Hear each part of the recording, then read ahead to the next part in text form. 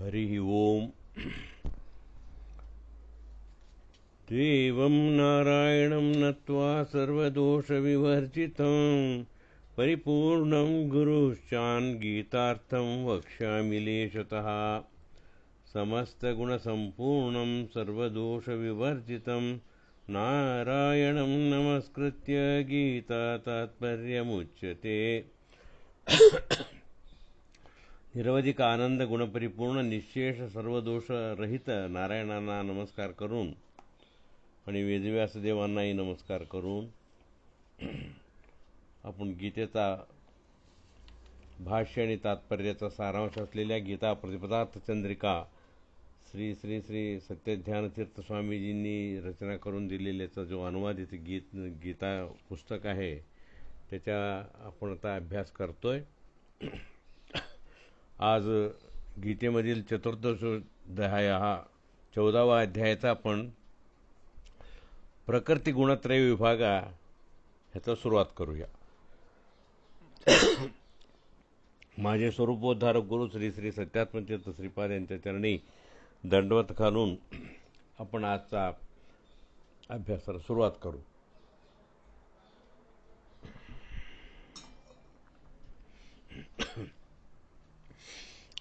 चौदावा अध्यायामध्ये प्रकृती गुणत्रय विभाग थोडासा तुम्हाला माहितीसाठी सांगतो। इथं श्रीकृष्ण परत भगवंत अर्जुनाला सांगतो, अजून एक तुला ह्याच्या ज्ञान आहे जे पूर्वी जी समजतोच आहे ना, तर त्यातलेच आहे एक पुढचं ज्ञान असं सांगतो की हे जर तू व्यवस्थित समजून घेतलं तर तू परत पुन्हा न येता मुक्ती होण्यास तुला अतिशय उपयोगी ज्ञान आहे, हे तुला मी सांगतो। असं करून ह्याच्यात प्रकृती आणि गुणत्रय विभाग म्हणजे काय? प्रकृती आपल्या जीवांची, सर्व जीवांची सृष्टी कशी होती, नेमकं भगवंताचं काय योजना आहे ते आपण समजून घेतले पाहिजे। तर त्याच्याबद्दल एक सांगतो। त्यात परमात्मा सांगतो, मी अख्खा जगाचा, या अख्खा सृष्टीचा मी पिता असेल तर माझे चित्प्रकृती लक्ष्मीदेवी माझी पत्नी असून ती माता आहे ह्या सर्व जीवांची। तर आपल्या दोघांच्या संबंधाने तुमच्या 25 अंशपूर्वीचा जो जीव आहे, म्हणजे पंचमहाभूते, अहंकार इत्यादी तत्वे, जे का आपण 24 ते 25 तत्व सांगतो ना, मन, इंद्रिया हे वगैरे, हे सगळे आपल्या जीवाशी निगडीतच आहेत। प्रत्येक जीवाला ह्या सर्व 25 तत्वे पाहिजेत, त्याशिवाय तो सुखदुःखही भोगू शकत नाही आणि आपल्या कर्माचरणही करू शकत नाही आणि साधनाही होऊ शकत नाही त्याच्याकडून। आणि जगणे जे आहे हा सर्व ह्या 25 अंशाचा जो जीव आहे त्याला ह्या सर्व तत्वापासून त्यांना मिळतो। अशा जीवांना रेतसच्या स्वरूपामध्ये मी लक्ष्मीदेवींच्या उदरी ठेवतो आणि त्याच्यापासून तुम्ही सर्व लोकांची प्रत्येक वेळी जन्म तुम्हाला मिळत जातात।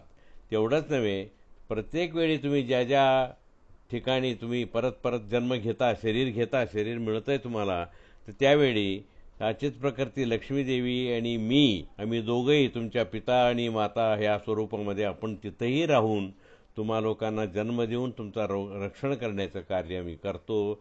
हा एक अतिशय उच्च ज्ञान, रहस्य ज्ञान तुम्हाला माहीत पाहिजे की आपल्या सृष्टी करून आम्हाला संरक्षण करण्यासाठी देव किती दयामय आहे।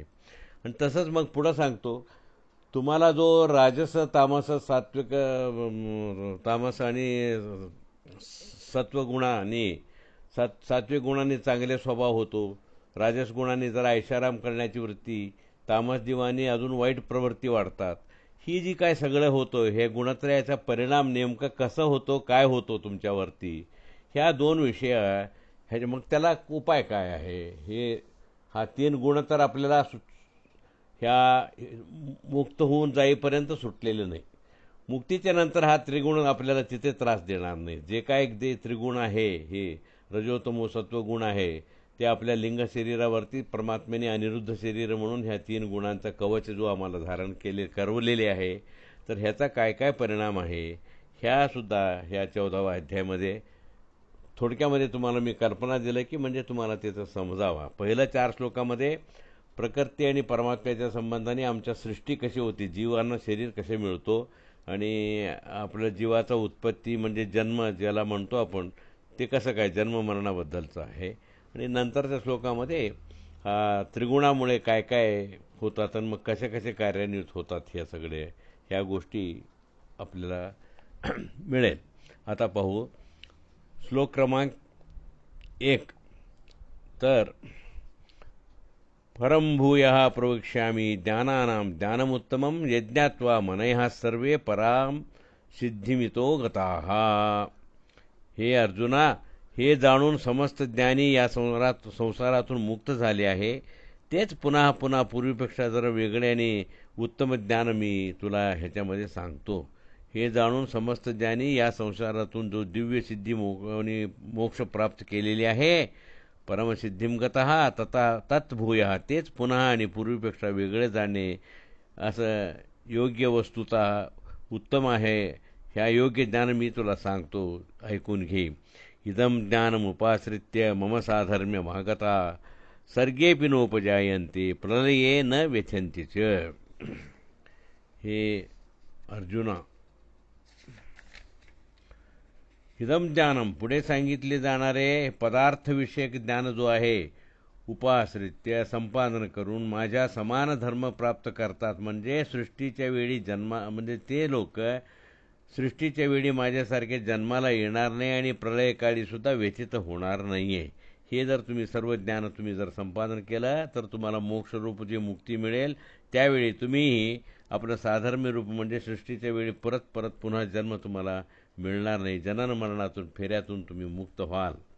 हा इथं सांगून मम योनिर्महद्ब्रह्म तस्मिन् गर्भं ददाम्यहं संभवः सर्वभूतानां ततो भवति भारतः. हे भारत अर्जुना, महद्ब्रह्म चित्प्रकृती म्हणजे महालक्ष्मी, त्या चित्प्रकृतीच्या उदरी मम तस्मिन् अहम गर्भम ददामी, मी माझी तिथे तिथे जीवराशींचा जो हे आहे तो तिथं गर्भ ठेवतो. त्यामुळे समस्त प्राण्यांची सर्व जीवांची देहसंबंध रूप उत्पत्ती सुरू होते. त्यामुळे ह्या सर्व जीवांचा रेतस तिथे ठेवल्यामुळे नंतर हा प्रकृतीपासून तुमचा सर्व देह संबंध रूप उत्पत्ती म्हणजे जीव अमर आहे, परंतु देहाचा संबंध येऊन तुम्ही जन्माला आलो. परत जन्माचा संबंध देहाचा संबंध सुटला की मग आम्हाला मरण प्राप्त झालं. हे जनन मरणाचा जो सुरुवात होतो तो फेरा ह्याच्यामुळे होतो. अनेक जन्म मिळतात, अनेक वेळ मरण येतात आपल्याला. तर मग इथे पुढं असे हे प्रकृती आणि पुरुष केवळ सृष्टीच्या प्रारंभी जीवांचं उत्पत्तीस कारण आहेत असं नव्हे, तर सर्व काळी प्रत्येक उत्पत्तीचं कारण आहेत असे श्रीकृष्ण सांगतो. प्रत्येक वेळी तुम्हाला जो जन्म मिळतो त्यालासुद्धा मी कारण आहे. असं सर्व योनिषु कौन्तेय मूर्तयः संभवन्ति यः तासां ब्रह्मा महद्योनिरहं बीजप्रदः पिताम्.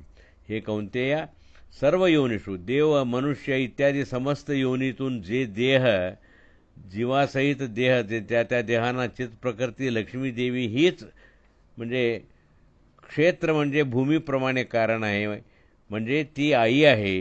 आणि तसेच अहम बीजप्रद पिता, मी बीज रूपाने गर्भधान करणारा मी पिता आहे असं तो इथे सांगतो. श्लोकार्थ, हे अर्जुना, देव मनुष्यादी सर्व जातीच्या योनीमध्ये जे जे जन्म येतात तुम्हाला, त्यावेळी प्रत्येक वेळी जीवाला शरीर प्राप्त होतातच. त्या सर्वांना चेतन प्रकृती श्री लक्ष्मीदेवी ही भूमीसारखे म्हणजे क्षेत्ररूप कारण असून आहे. तर मी बीज पेरणारा म्हणजे गर्भधान करणारा पिता स्वरूप मी परमात्मा आहे इथे. मग इथं पुढे त्यांनी हे 4 श्लोक झाल्यावर प्रास्ताविक गुणत्रयापासून होणारा बंधाचे रीती म्हणजे हे 3 गुणांनी बंधित झाल्यानंतर आपल्याला कसा बंध तयार होतो म्हणजे आपण बंधनात पडतो ह्या 3 गुणामुळे, ते इथून पुढे सांगतात. सत्वं रजस्तमं इति गुणाः प्रकृतिसंभवाः निबध्नान्ति महाबाहो देहि देहि नमव्ययम्.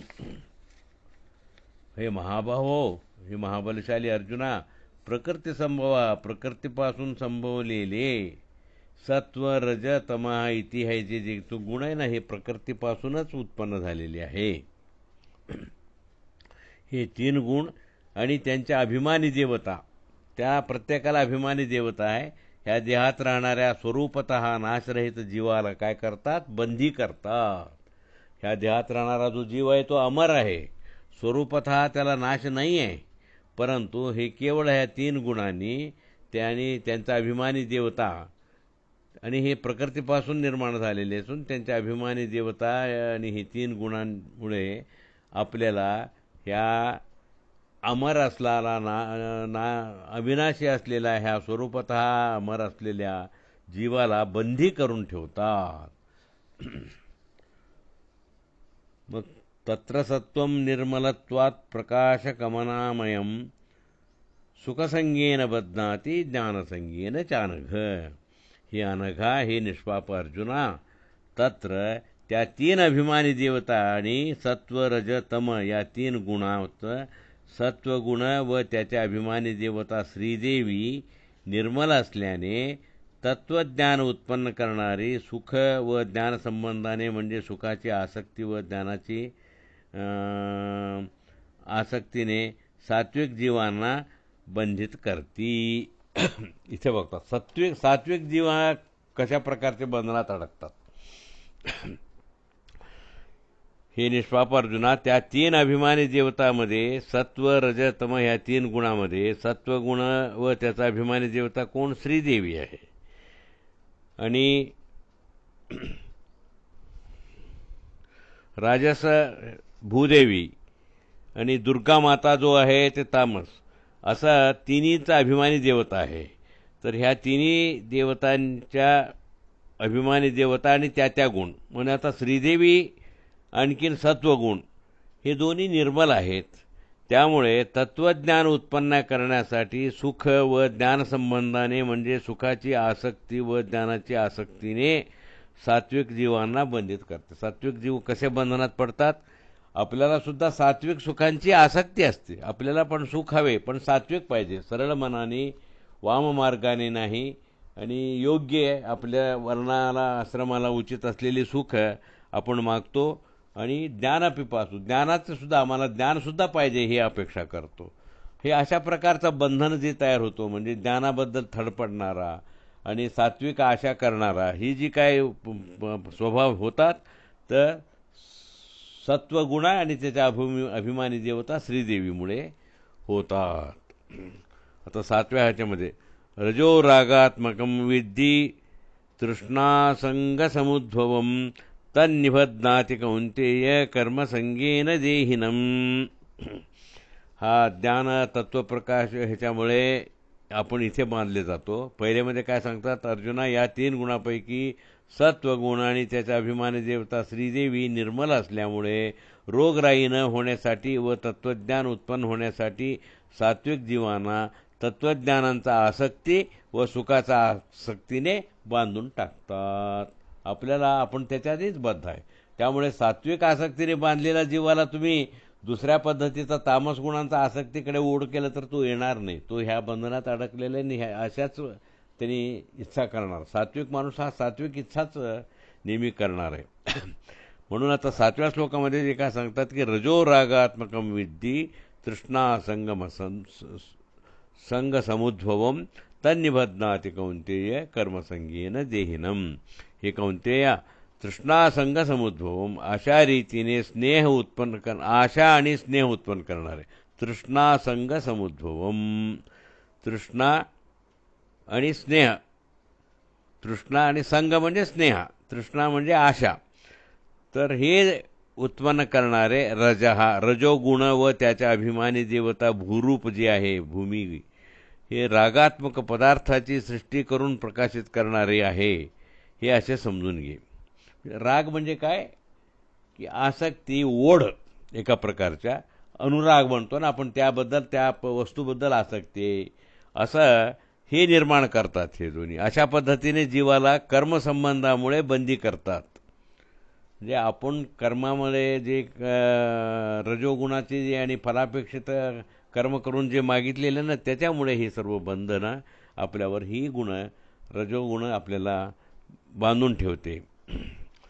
आता तमस्त्वज्ञानजं विद्धि मोहनं सर्वदेहिनां प्रमादल्य निद्रा प्रमाद आलस्य निद्राभिस्तन्निबध्नाति भारत. आता बघा, तामस गुणाबद्दल सांगतात, हे अर्जुना, अज्ञानाच कारण असलेल्या तमोगुण व त्याच्या अभिमानी देवता सर्व देहिना, समस्त जीवांना मोहनम, मिथ्या ज्ञान उत्पन्न करते. पहिलं काय करतं? अज्ञानाला कारण होऊन जातं. हे तमोगुण असलं ना, तर त्याच्या अभिमानी देवता आणि दुर्गादेवी आणि ह्या तमोगुणामुळे आपल्याला मिथ्या ज्ञान उत्पन्न करायला होतात असे समज.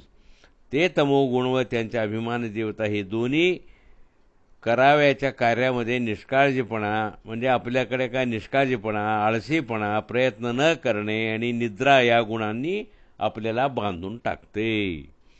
हे तिन्ही आपल्याला अशा आळस येणे, उदासीन राहणे, ठरलेले कामं न करणे, निष्काळजीपणाने राहणे, प्रयत्नच करायचं नाही आणि कायम निद्रेमध्ये असणार. हे अर्जुना, अज्ञानास कारण असलेले हे तमोगुण सर्व जीवांना मिथ्या ज्ञान देऊन प्रमाद, निष्काळजीपणा, आलस्य, निद्रा, अधर्म, बुद्धी असे बंदिस्त करते. सत्वं सुखे संजयति रजः कर्मणि भारत, ज्ञानमावृत्य तु तमः प्रमादे संजयत्युतः.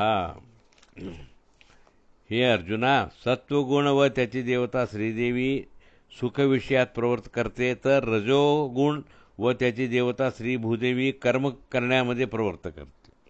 कारण आशा आणि आसक्ती जेव्हा उत्पन्न होतात ना, त्यामुळे माणूस गप्प बसत नाही, आळसपणा झाडून टाकतो आणि मग ते मिळवण्यासाठी प्रयत्न म्हणून कर्म करायला लागतो. नेहमी आशानाम काचिदाश्चर्य शृंखला या प्रधावंती यस्तिष्ठती पंगवत, हा असं एक सुभाषित आहे. आशा एक विचित्र बेड्यासारखा आहे म्हणे. ह्या बेड्याने, म्हणजे आशेने जखडलेला मनुष्य असतो, तो उठून कामाला लागतो मिळवण्यासाठी म्हणून.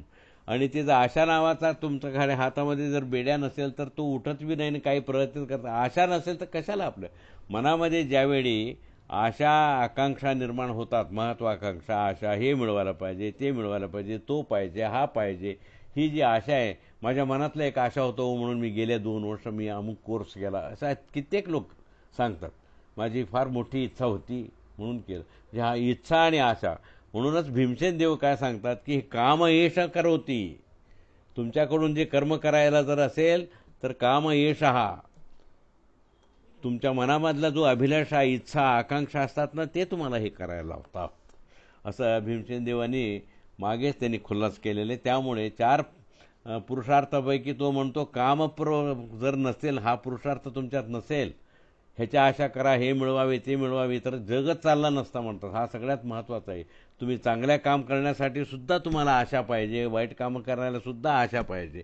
तुमच्या मनात आशा असल्याशिवाय तुमच्या कार्य सुरुवातच होत नाही. आता रजस्तमश्चची भूयः.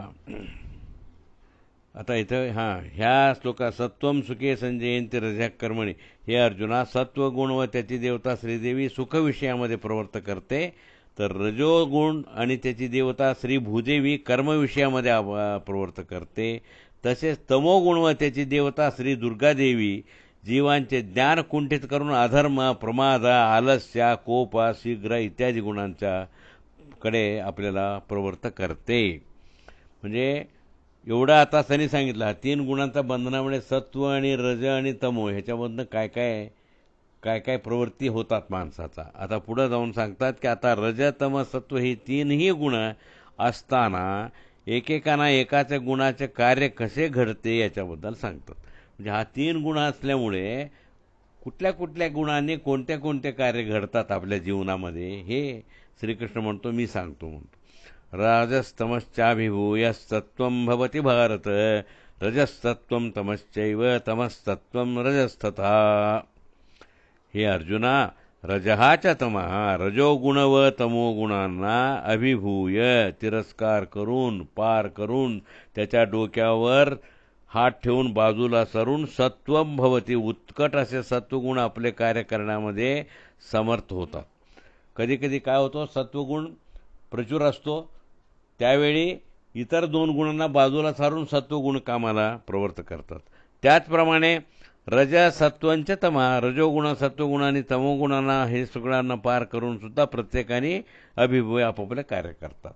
म्हणजे आता सत्व प्रचुर जर झाला, हा वेळ असा असलेला की तुमच्यामध्ये सत्वगुण जास्त जर प्रभावित झाला, तर त्यावेळी रजो आणि तमोगुणांचा कार्य बाजूला ठेवून त्यांना बाजूला करून त्यांच्या काही न सरू देता आपण सात्विक कार्यामध्ये प्रवृत्त होतो. त्यासाठीच आपण सत्संग करावा म्हणतो. सत्संगामुळे हे सात्विक कामामध्ये आसक्ती वाढते आणि त्यामुळे सत्वगुणाचा प्रचुरता लाभून आपल्याला इतर गुणांना मागे सरायला सोपं पडतं. त्याचप्रमाणे रजम सत्वमच तमः, रजोगुण सत्वगुण आणि तमोगुणांना पार करून सुद्धा प्रत्येकाने उत्कटपणे सत्व व रजोगुणांना पार करून कार्य करत असतात. थोडक्यात अर्थ काय हे अर्जुना, सत्वगुण हे उत्कटपणे राजगुण व तमगुणांना पाडाव करून उत्कटपणे आपले कार्य करण्यास समर्थ ठरते, तर बाकीच्या रजो व तमोगुण देखील इतर दोन गुणांचा पाडाव करून प्रामुख्याने आपापले कार्य करण्यास ईश्वरी इच्छेनुसार समर्थ होत असतात. हा इथं नाजूक. त्यामुळे श्रीहरीचा प्रेरणेप्रमाणे ह्यांच्या सामर्थ्या वाढणे किंवा कमी होणे घडत असते. परवा कोणीतरी प्रश्न विचारलेले आहे, इव्हन पार्वतीने शंकराला विचारलेले आहे की कशा कशामुळे प्रवृत्तीने मनुष्य आपलं बरं वाईट काम करायला प्रवृत्त होतो. तर ह्या असे अनेक बंधनं आमच्या हातात आहे. त्या बंधनापायी आपलं मनस्थिती विचित्र असून आणि त्या ज्यावेळी परमात्म्याची इच्छेनुसार समर्थ होत असतात. त्यामुळे प्रीणयामो वासुदेवा, परमात्म्यांच्याकडे आपण ध्यान करायला पाहिजे, त्याला संप्रीत करायला पाहिजे. मग त्याच्या इच्छाप्रमाणे आपल्याला सात्विक गुण जास्त प्रचार होऊन आपल्याकडे प्रेरणा त्याची तशी मिळत जातात, संकेत तसे मिळतात. त्यामुळे आपण सात्विक होऊन जाऊ, असं प्रत्येक ठिकाणी ह्या उपदेशामध्ये मिळते. सज्जनांचा संग धरा, सात्विक वृत्ती ठेवा, सात्विक भावना करा, सात्विक आहार घ्या, सात्विक लोकांजवळच फिरा, असं नेहमी आपल्याला सांगण्यात येते. सर्वद्वारेषु देहेऽस्मिन् प्रकाश उपजायते, ज्ञानं यदा तदा विद्याधिवृद्ध्यं सत्वमित्युत. आता बघा, कोणत्या लक्षणामध्ये सत्व रज व तमो गुणांच्या वृद्धी झाली असे समजायचं. म्हणजे आपण कसे ओळखायचं, आता सत्वगुणांचा जरा प्रचुरता चाललाय किंवा आता रजोगुण जास्त प्रभावित झालाय, हे कसे ओळखायचा, त्याचा काय संकेत काय आहे, लक्षणं काय आहे, ह्याच्यामध्ये इथं सांगतो. अस्मिन् देहे सर्वद्वारेषु ज्ञानप्रकाशम उत यदा उपजायते, या देहातील कान, डोळे इत्यादी समस्त इंद्रियामध्ये शब्दादी ज्ञानरूप प्रकाश आणि सुखादी गोष्टी ज्यावेळी उत्पन्न होतात, मन तरतरीत असते, टवटवीत असते, चांगले विचार मनात येतात, चांगलं ऐकावं असं वाटतं, चांगलं ऐकू पण येतं आहे, बरं का. सगळ्याकडे प्रकाश उद्भवून प्रसन्न वातावरण असतो. त्यावेळी समजायचं आज जरा मूड चांगला आहे. आपण नेहमी व्यवहारामध्ये म्हणतो मग जरा मूड चांगला दिसतो, म्हणजे सत्वगुण आपला वाढलेले आहे. त्यामुळे आपल्याला सात्विक माणसाला मूड चांगला दिसत आहे हे समजून घ्यायला पाहिजे. या देहातील श्रोत्रादी सर्व इंद्रियामध्ये ज्या काळी शब्दादी ज्ञानरूप प्रकाशा आणि सुखाचे अनुभव येतात, त्या वेळी मात्र सत्वगुण वाढलेले आहे असे आपण समजून घ्यावे. लोभ प्रवृत्तिरारभ्य कर्मणाम अशमस्पृहा रजस्येतानि जायन्ते विवृद्धे भरतर्षभ. लोभ, धन सोडू नये अशी इच्छा, अजिबात नको, पैसे सोडायचे नाही, काय झालं तर गप्प राहायचं, आपण अजिबात लक्षणसुद्धा दाखवायचं नाही, आपण देऊ काही नाही. लोभ पाहिजे मनामध्ये, धनप्राप्तीसाठी इच्छा पाहिजे. प्रवृत्ती, व्यर्थ उद्योग करणे. कर्मणा आरंभा, काम्यकर्मामध्ये कामकर्म करण्यास सुरुवात होणार. म्हणजे आपल्याला जे मिळवायचे असताना, हे एवढं आज पैसे मिळवलं तर आपण एक चांगलं मोटरसायकल घेऊ, हा इच्छा आहे तुमच्या मनातला, आशा आहे. त्यावेळी काय करतो तो, हा राजस गुणापासून प्रबुद्ध झालेला टायमाला बरोबर कामाला सुरुवात करतो, 4 पैसे मिळतो, म्हणून म्हणतात ना योग आला पाहिजे, म्हणजे हा असं योग येतात. काम्यकर्मामध्ये सुरुवात करणे, अशा मनामध्ये तृप्ती नसणे, भोग लालसा वाढणे, स्पृहा, अशक्य गोष्टींची अपेक्षा करणे. येताने रजसी विवृद्धे सती, हे सर्व रजोगुण उत्कट जर झालं तर तुमच्यामध्ये उत्पन्न होतात. तुमच्यामध्ये लोभ उत्पन्न होते, काम करण्यामध्ये प्रवृत्ती वाढते, लवकर काम करून जास्त पैसे मिळवू अशा दुराशाही वाढते, अशा मनामध्ये तृप्ती नसले काहीसारखे आणि मग भोग लालसा वाढतो आणि अशक्य गोष्टींची अपेक्षा करू लागतो. ही सर्व लक्षणं दिसला तर समजायचं आहे तर रजोगुण जास्त झालेली आहे. हे अर्जुना, रजोगुण उत्कट झाले असता लोभ, व्यर्थश्रम, काम्यकर्मामध्ये व्यस्त राहणे, मनात अशांती, अतृप्ती आणि अभिलाषा उत्पन्न होतात. अप्रकाशो प्रवृत्तिश्च प्रमादो मोह एव च तमस्येतानि जायन्ते विवृद्धे कुरु नंदन.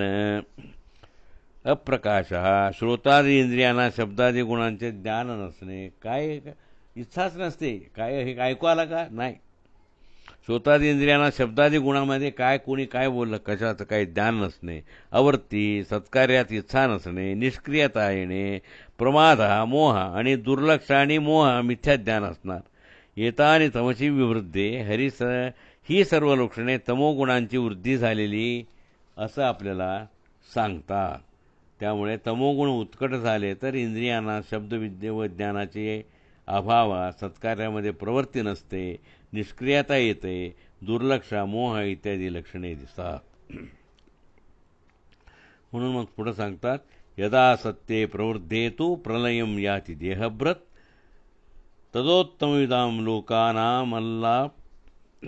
लोकानाम अमला प्रतिपद्यते. यदा तू सत्वे प्रवृत्ते, ज्यावेळी सत्वगुण उत्कट असलेली त्यावेळी देहभूत प्रलयम याती, देहधारी जीव मरण पावला तर. ज्यावेळी सत्वगुण उत्कट असताना जर एखाद्या माणसाचं मरण झालं तर उत्तम विधाम, तेव्हा भगवज्ञानींना मिळणारा दोषरहित देह मिळवतो, म्हणजे सात्विक कुळामध्ये जन्म घेतो. त्यामुळे हे सत्वगुण प्रचूर असताना तुम्ही देह सोडला तर परत तुम्हाला सात्विक गुणामध्ये जन्म मिळतो. म्हणून मरताना सुद्धा उगाच काहीतरी म्हणलं हे कोणाचं किती द्यायचं राहिलं आणि त्याचं काय कोणाचं काय आपण असा द्वेष करत बसणे हा कधी चुकीचं आहे. त्यावेळी आपण शक्यतो सगळ्यांच्या द्वेष विसरावा आणि लोभ मोह ह्याच्यापासून दूर राहावा. मरणासन्न व्यक्तीने सात्विक गुण वाढवून घ्यायला पाहिजे, हरीच्या चिंतनेमध्येच मग्न असायला पाहिजे, सात्विक लोकांच्याबद्दलच आपल्या हे आपुलकीने आसक्ती ठेवता यायला पाहिजे. मग आपल्याला उत्तरोत्तर सात्विक जन्म मिळत जातात. हे प्रतिपद्यते, मिळवता म्हणजे सात्विक कुळामध्ये तो जन्मतो. रजसी प्रलयम कृत्वा कर्मसंगीषु जायते तथा प्रणनस्तमसी मूढयोनिषु जायते. मग इथं काय सांगतात, रजसी प्रवृत्ती सती, रजोगुण वृद्धी झाले असताना जर मरण आले तर प्रलयम गत्वा कर्मसंगीषु जायते, काम्य कर्म करणाऱ्यांच्या कुळामध्ये जन्माला येतो. नुसता फळाचा अपेक्षा धरून करायचं, देवा माझं हे काम कर, मी अजून एक वारी करतो तुझी. फळं मागितल्याशिवाय नाहीच आहे, देवाची कार्यच नाही. म्हणजे परत परत इथंच जन्माला येण्याचंच काम. तथा तमसी प्रवृद्धे सती, तसंच जर तमस काळामध्ये जर तुमच्या तमोगुणांचा वृद्धी काळामध्ये जर मरण पावले तर काय होतं, मूढ योनिषु जे आहे ते दैत्य कुळामध्ये जन्म घेतो. त्यामुळे शेवटी जसं वयोवृद्ध होऊन मरणासन्न व्यक्तींनी शक्यतो सात्विक गुणांचा वाढ करून घेतली पाहिजे, सात्विक गुणाकडे प्रवृत्ती पाहिजे. इतरांनी सुद्धा त्याला सगळं घरचं वातावरण त्याला सात्विकपणे करायला पाहिजे. आता अनेक दंतकथा सांगतात सावकार लोकांचे, इव्हन हिंदीमध्ये ह्याच्यामध्ये ह्याबद्दलचा मरणकाळाबद्दलचा अनेक काही गोष्टी रूप आपल्या ह्याच्यात आहेच आहे. त्यामुळेच श्रीकृष्णाने सांगितलं, तुम्ही जन्म जाताना जे जे तुम्ही पाहतो किंवा अंत्यकाले तुम्हाला जे काय स्मरण येतो तो त्याप्रमाणे तू जन्माला जाशील, त्याप्रमाणे तू त्या कुळामध्ये जन्म घेशील, असं श्रीकृष्णांनी अगोदरही एकदा सांगितलेलं आहे. इथेच आपण थांबूया आणि उर्वरित सर्व ह्या अध्यायाचा भाग जे आहे ते उद्या करू. कारण उद्या सत्वादी कर्मांचे आणखीन फळं काय आहे ते सांगतात. पर्यंत परिणाम सांगितले तर फळा सांगतात, ते आपण उद्या बघू. नाहम कर्ता हरिकर्ता तत्पूजा कर्मचाखिलम. श्रीकृष्णार्पणमस्तु.